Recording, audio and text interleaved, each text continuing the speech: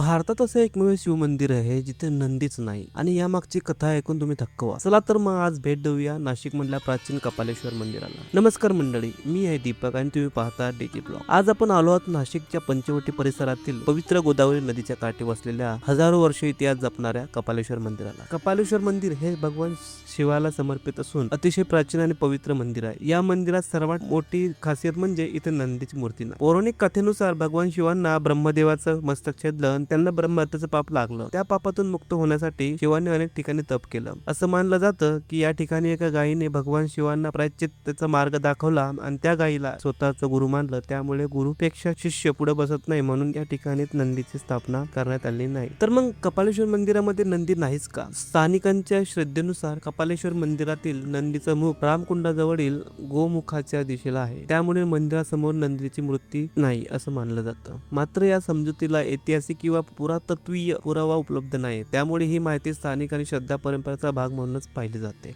मंदिरात प्रवेश करण्यासाठी दगडी पायऱ्या चढाव्या लागतात. मंदिराची बांधणी काळ्या दगडात करण्यात आली असून त्याची प्राचीन स्थापत्य कलेची झलक दिसते. गर्भगृहात स्वयंभू शिवलिंगांचे दर्शन होते. मंदिर परिसरात कायम शांतता आणि प्रसन्न वाटतं. खरंच मित्रांनो, कपालेश्वर मंदिर एक एवढं शिव मंदिर नाही तर इतिहास, पुराण, श्रद्धा आणि अध्यात्म यांचा सुंदर संगम आहे. तर तुम्ही नाशिकला येणार असाल तर या मंदिराला नक्की भेट द्या आणि व्हिडिओ आवडल्यास व्हिडिओला लाईक करा आणि कमेंट मध्ये हर हर महादेव लिहा. आणि असेच महाराष्ट्रातील ऐतिहासिक आणि धार्मिक ठिकाणांच्या सफरीसाठी डीजी ब्लॉग चॅनलला सबस्क्राईब करा, इंस्टाग्राम अकाउंटला फॉलो करा. पुन्हा भेटूया नवीन प्रवासात. तोपर्यंत हर हर महादेव.